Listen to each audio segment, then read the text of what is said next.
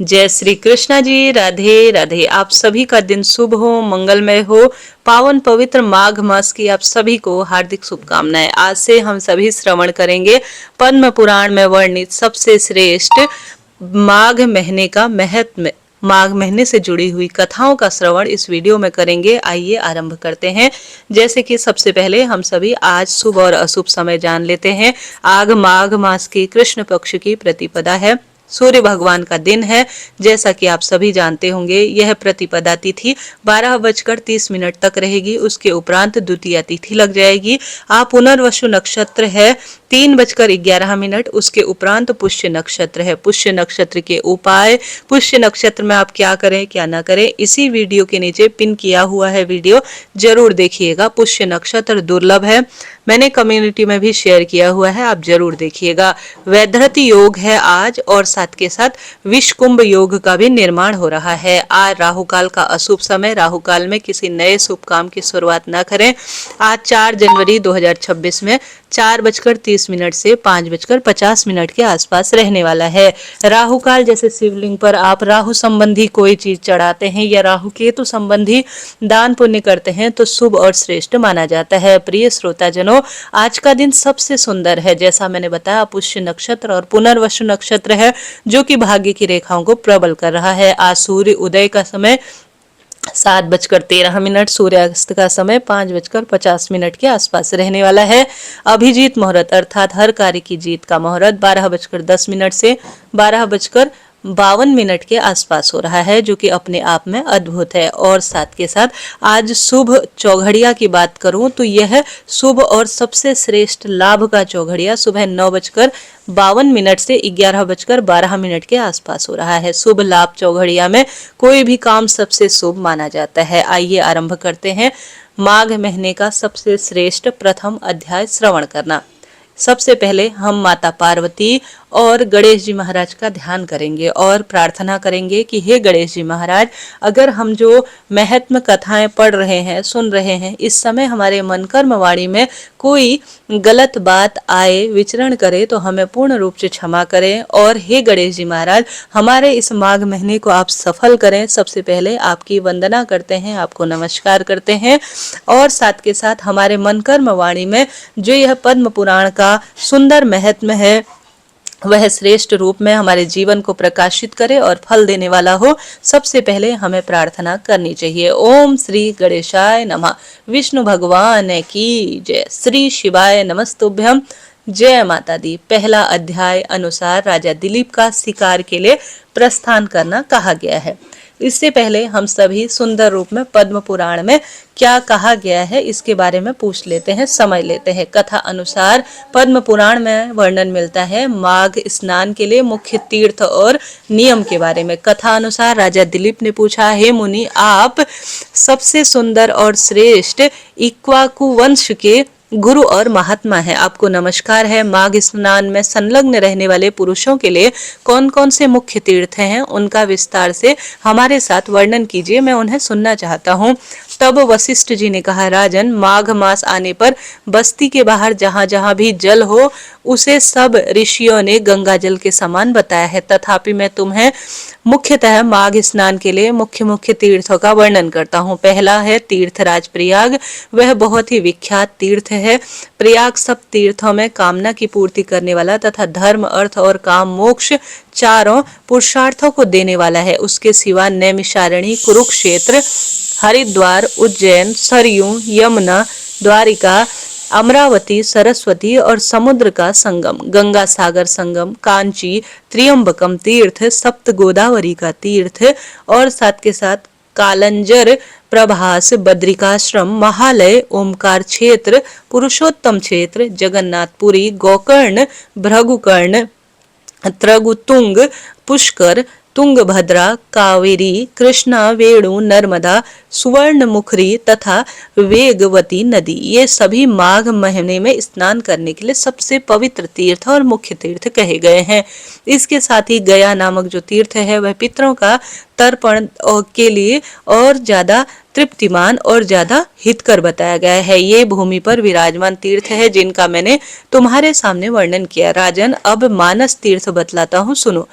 जिनमें भली भांति स्नान करने से परम गति को प्राप्त हुआ जाता है। सप्त तीर्थ क्षमा तीर्थ, इंद्री निग्रह तीर्थ, सर्वभूत दया तीर्थ, आजर्व अर्थात सरलता तीर्थ, दीन तीर्थ, दम अर्थात मनोगृह तीर्थ, संतोष तीर्थ, ब्रह्मचर्य तीर्थ, नियम तीर्थ, मंत्र जप तीर्थ, प्रिय भाषण तीर्थ, ज्ञान तीर्थ, धैर्य तीर्थ, अहिंसा तीर्थ अर्थात यह तीर्थ सबसे श्रेष्ठ है। इसके साथ साथ आत्म तीर्थ, ध्यान तीर्थ और शिव स्मरण तीर्थ, यह सभी मानस तीर्थ अर्थात मन में स्मरण करने वाले और गृहस्थ जीवन में प्रयोग लेने वाले तीर्थ कहे गए हैं।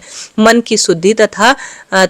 की शुद्धि सब तीर्थों में उत्तम बतलाई गई है। शरीर में जल में डुबकी लगा लेना ही स्नान नहीं कहलाता है। इससे मन और इंद्रियों के संयम में स्नान किया है। वास्तव में उसको स्नान सफल माना गया है, क्योंकि यह पवित्र और स्नेह युक्त चित्त वाला माना गया है। जो लोभी, चुगलखोर, क्रूर, दंभी और विषया भोग करने वाला तथा संपूर्ण तीर्थों में स्नान करने से भी पापी और मलिन ही बना रहता है। केवल शरीर की मैल छुड़ाने से मनुष्य निर्मल नहीं होता, मन की मैल धुलने पर ही वह अत्यंत निर्मल होता है। जीव जल में ही जन्म होते हैं और उसी में मर जाते हैं, किंतु इसमें से वे स्वर्ग में नहीं जाते, क्योंकि उनके मन की मैल नहीं धुलती है। विषयों में जो अत्यंत आसक्त होती है उसी को मानसिक मल कहते हैं। विषयों की ओर से वैराग्य हो जाने ही मन की निर्मलता है। दान, यज्ञ, तपस्या और बाहर भीतर की शुद्धि और शास्त्र ज्ञान भी तीर्थ के समान ही है। यदि अंतःकरण भाव निर्मल हो तो यह सब के सब तीर्थ हो चुके हैं। जिनके इंद्रिय समुदाय को काबू में कर लिया है, वह मनुष्य जहाँ जहाँ निवास करता है वहीं वहीं उसके लिए कुरुक्षेत्र, नैमिषारण्य और पुष्कर आदि तीर्थ प्रस्तुत है। जो ज्ञान से पवित्र, ध्यान रूपी जल से परिपूर्ण और राग द्वेष रूपी मल को धो देने वाला है, ऐसे मानस तीर्थ में जो स्नान करता है वह परम गति को प्राप्त हो जाता है। हे राजन, यह मैंने तुम्हें मानस तीर्थ के लक्षण बताए। अब भूतल के तीर्थ की पवित्र का कारण सुनो। जैसे मनुष्य के कुछ भाग परम पवित्र माने गए हैं, उसी प्रकार पृथ्वी के कुछ स्थान अत्यंत पुण्यमय माने जाते हैं।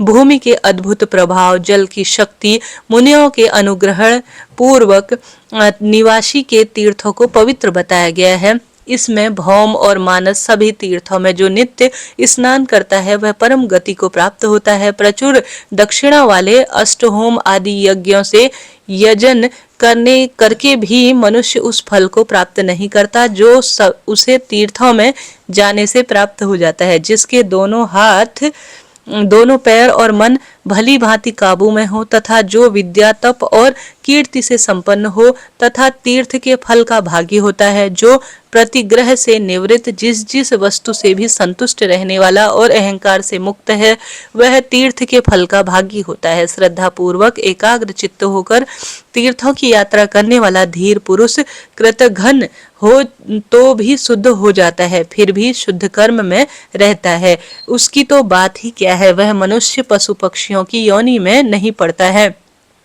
बुरे देश में जन्म नहीं लेता, दुख का भागी नहीं होता है, स्वर्ग लोक में जाता है और मोक्ष का उपाय भी करता है।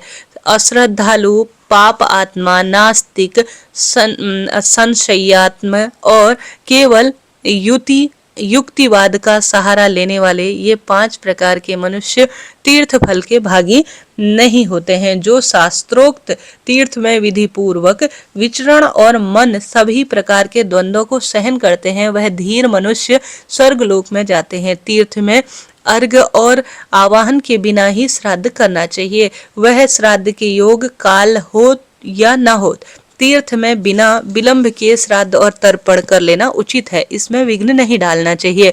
अन्य कार्य के प्रसंग में भी तीर्थ में पहुंच जाने पर स्नान करना चाहिए। ऐसा करने से तीर्थ यात्रा नहीं परंतु तीर्थ स्नान का फल अवश्य प्राप्त हो जाता है।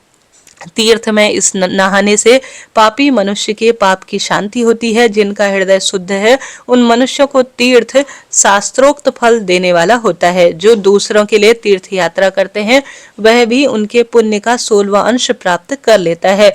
कुश की प्रतिमा बनाकर तीर्थ के जल में उसे स्नान कराएं, जिसके उद्देश्य से उस प्रतिमा को स्नान कराया जाता है, वह पुरुष तीर्थ स्नान के पुण्य का 8वां फल प्राप्त कर लेता है। तीर्थ में जाकर उपवास करना और सिर के बालों का मुंडन जरूर कराना चाहिए। इसके साथ ही मुंडन से मस्तक के पाप नष्ट हो जाते हैं। जिस दिन तीर्थ में पहुंचे उससे पहले दिन उपवास करें और दूसरे दिन श्राद्ध वह दान करें। तीर्थ के प्रसंग में मैंने श्राद्धों को भी तीर्थ बताया है। यह स्वर्ग का साधन है तो है ही, मोक्ष प्राप्ति का उपाय भी है। इस प्रकार नियम का आश्रय ले माघ मास में व्रत ग्रहण करना चाहिए और उस समय ऐसी ही तीर्थ यात्रा करनी चाहिए। माघ मास में स्नान करने वाला पुरुष सब जगह कुछ न कुछ दान अवश्य करे। बेर, केला और आंवले का फल, सेर भर घी, सेर भर तिल, पान और आठक अर्थात 16 सेर चावल, कोमड़ा और खिचड़ी, ये 9 वस्तुएं प्रतिदिन ब्राह्मण को दान करनी चाहिए। जिस किसी भी प्रकार से हो सके माघ मास को व्यर्थ नहीं जाने देना चाहिए। किंचित सूर्य उदय होते होते माघ स्नान करना चाहिए तथा माघ स्नान करने वाले पुरुष को यथाशक्ति शौच, संतोष आदि नियमों का पालन करना चाहिए। मुख्यतः ब्राह्मणों और साधु सन्यासियों को पकवान का भोजन कराना चाहिए। जाड़े का कष्ट दूर करने के लिए बोझ के बोझ सूखे काठ दान करना चाहिए अर्थात लकड़ी दान करनी चाहिए। रुई भर अंगा, शैया, गद्दा, यज्ञोपवीत, लाल वस्त्र, रुईदार रजाई, जायफल, लौंग, बहुत से पान, विचित्र विचित्र के कंबल, हवा से बचाने वाले ग्रह, मुलायम जूते और सुगंधित उपटन दान करें। साथ के साथ माघ स्नान पूर्वक ही कंबल, पूजन सामग्री, काला अघर, धूप, मोटी बत्ती वाले दीप और भांति भांति के नैवेद्य से माघ स्नान जनित फल की प्राप्ति के लिए भगवान माधव की पूजा करें। माघ मास में डुबकी लगाने से सारे दोष नष्ट हो जाते हैं और अनेकों जन्म के उपार्जित संपूर्ण महापाप तत्काल विलीन हो जाते हैं। यह माघ स्नान ही मंगल का साधन है, यही वास्तव में धन उपार्जन है तथा यही इस जीवन का फल है। भला माघ स्नान मनुष्यों का कौन कौन सा कार्य नहीं सिद्ध करता है? कहने का अर्थ है सब कार्य इससे सिद्ध हो जाते हैं। जो व्यक्ति माघ स्नान करता है वह पुत्र, मित्र, कलश, राज्य, स्वर्ग तथा मोक्ष देने वाले संपूर्ण कार्यों को प्राप्त कर लेता है। प्रिय श्रोताजनों, यह पद्म पुराण के उत्तरखंड में माघ महीने का महत्व बताया गया है और तीर्थों का महत्व और इस महीने का क्या श्रेष्ठ फल है, क्या दान करना चाहिए, किस स्वरूप में करना चाहिए बतलाया गया है। अब आइए माघ महत्व का पहला अध्याय हम सभी श्रवण कर लेते हैं। इससे आगे की बात पद्म पुराण के उत्तरखंड में जो बताई गई है वह कल श्रवण करेंगे। अब आइए श्रवण करते हैं माघ महीने का प्रथम अध्याय। कथा अनुसार राजा दिलीप का शिकार करने के लिए प्रस्थान इसमें बताया गया है। कथा अनुसार श्री व्यास जी बोले, प्राचीन काल में मुनि वशिष्ठ जी ने अनेक फलों को देने वाले माघ स्नान का महत्व राजा दिलीप से कहा, इसलिए उसे मैं कहता हूँ। सूत जी कहने लगे, हे भगवान, मैं आपका शिष्य हूँ, कृपा करें मुझकर पद्म पुराण में वर्णित माघ महीने के शुभ महत्व को कहिए। व्यास जी कहने लगे, सूत जी, यज्ञ के पश्चात अवभृत स्नान करके ऋषियों के मंगलाचार करने तथा सभी नगर वासियों द्वारा पूजित राजा दिलीप अपने नगर के बाहर निकले। मृग के शिकार का प्रेमी वह राजा दिलीप कौतूहल से घिरा हुआ, पैरों में जूते पहने हुए, नीले रंग की पगड़ी बांधे हुए, कवच धारण कर, उंगलियों में बघनखा अर्थात बघनखा पहनकर, हाथों में धनुष बाण लिए हुए थे। उसके पैदल सिपाही तलवार और ढाल लिए हुए घने मनमोहक जंगल में विचरण कर रहे थे। बड़े बड़े स्रोतों को लांघने वाले तथा कुंजों में मृगों को ढूंढने वाले युवा पुरुष इनके साथ आनंद पूर्वक क्रीड़ा कर रहे थे। भृत्यों के चिल्लाने पर कि देखो यह मृग भागा जा रहा है, मारो मारो, वह स्वयं दौड़कर उसको मारता था।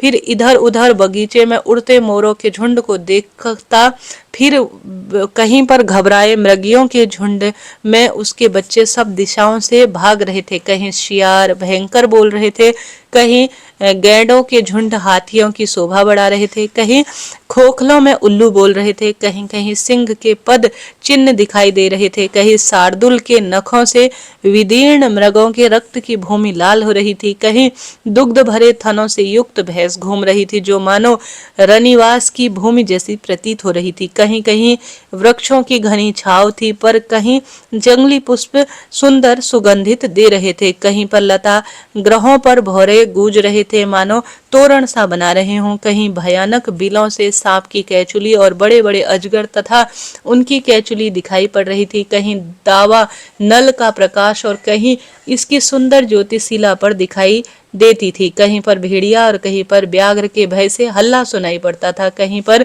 कुत्ते खरगोशों को छोड़े जाते थे। राजागढ़ सरोवर पर विश्राम करके आगे जाते थे। इस प्रकार व्याघ्रों के शब्दों से तथा राजा के शिकार खेलने और खेजड़ी तथा मृदंग के बजने से करलव से भयभीत हुआ। एक मृग जंगल से निकला, वह पृथ्वी पर चौकटी भरकर कभी आकाश में तो कभी पृथ्वी पर दिखाई देता था।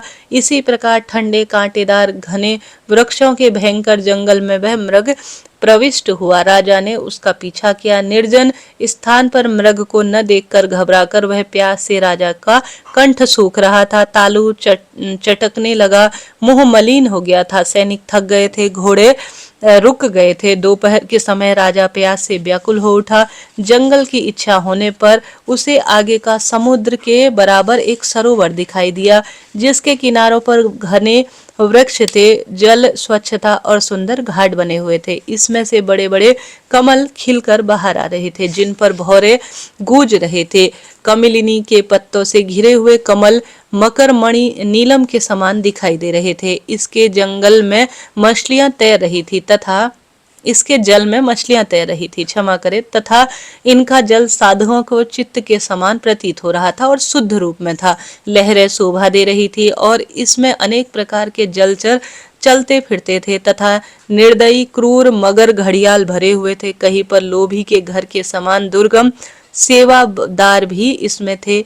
इनका जल अनेक पक्षियों के दुखों की शांति करता था। चातक का दुख हरण करने वाले चंद्रमा की तरह तथा दाताल की तरह दुखी लोगों के दुखों को हरने वाला, अपने सुनहरे जल से हिंसक पशुओं को भी पितरों के समान संतुष्ट करने वाला सरोवर को देखकर राजा की थकान उसी प्रकार दूर हुई जैसे जिस प्रकार से बादलों को देखकर पपीहे की दूर हो जाती है। वहां पर राजा ने जल पिया और मध्याह्न की संध्या कर अपने सहायकों सहित भोजन करने के लिए उस सरोवर के किनारे पर विचित्र कथाओं को कहता हुआ राजा ठहरा। उसके पश्चात रात्रि में धनुष बाण सहित वृक्ष के नीचे आसन लगा लिया। व्याघ्र भी सब दिशाओं में स्थिर हो गए।